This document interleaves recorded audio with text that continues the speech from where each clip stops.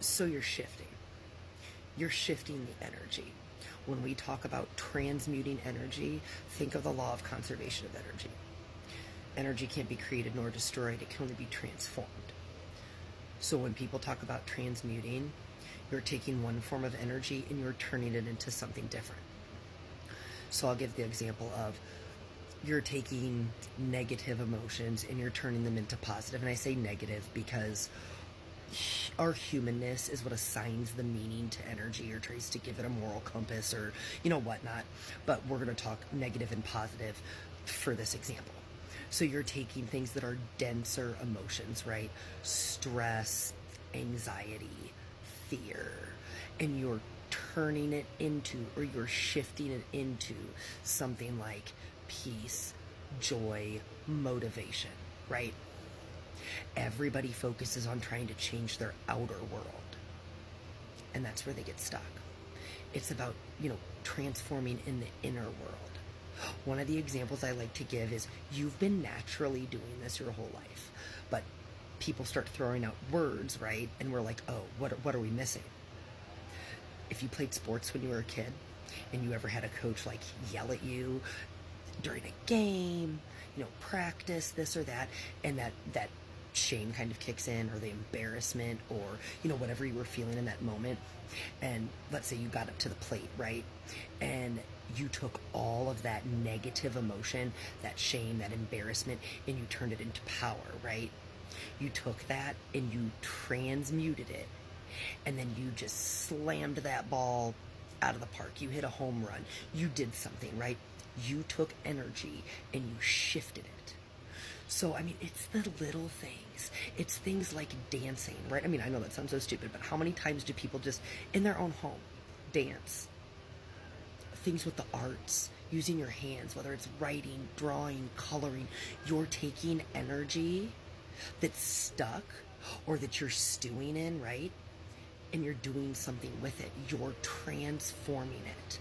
It doesn't have to be some big grandiose transformation that some people out there try to convince people of. You're doing it for you and to rebalance and recalibrate your inner world, right? Your nervous system, you're recalibrating it. So like I said, it can be things like dancing, it can be things like drawing, it can be things like other physical movements, it can be meditation, it can be working out. Working out is such like an underrated way of transmuting energy. I'll even share like an example that like I've used. One of my dogs passed away like unexpectedly last year. And I was so angry and I was so sad, and it was just everything all at once, right? My backyard is a pain in the ass to mow. Like, it purposely frustrates me. That's what I wanted to do. I wanted to go outside and I wanted to take all of my energy and I wanted to use it to like mow and like persevere and push through something, because I needed to get the energy out. Like, I didn't want it to be stuck. Another idea, I don't know if you have like a rage room by you where you can go, suit up and break stuff. You could break your own stuff if you want to, but like some places have rage rooms. I've gone outside and I've hit tires with a bat, just to move energy out of my body. You can cry, you can scream, you can sing, you know what I'm saying? Put your headphones on, jam out to some music. You're moving and shifting the energy. People make it more complicated than it really is, so I'm so glad that you asked this question. But you are basically taking a state of energy and transforming or shifting or changing it into something else. You're giving it structure so you're not stewing in it. But most people, they get all up in their head, right?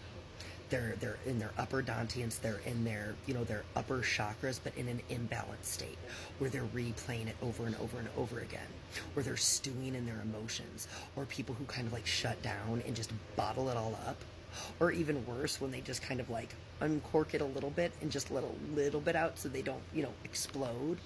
You want it to constantly move. You don't want to sit in it. So I hope that helped. If you need a better explanation, just leave me a comment and I can get into like a super detailed one. I was just trying to make it kind of like applicable and more basic, because people just make this shit too complicated and then they try to gatekeep, and it's none of that. So please ask all your questions. Thank you.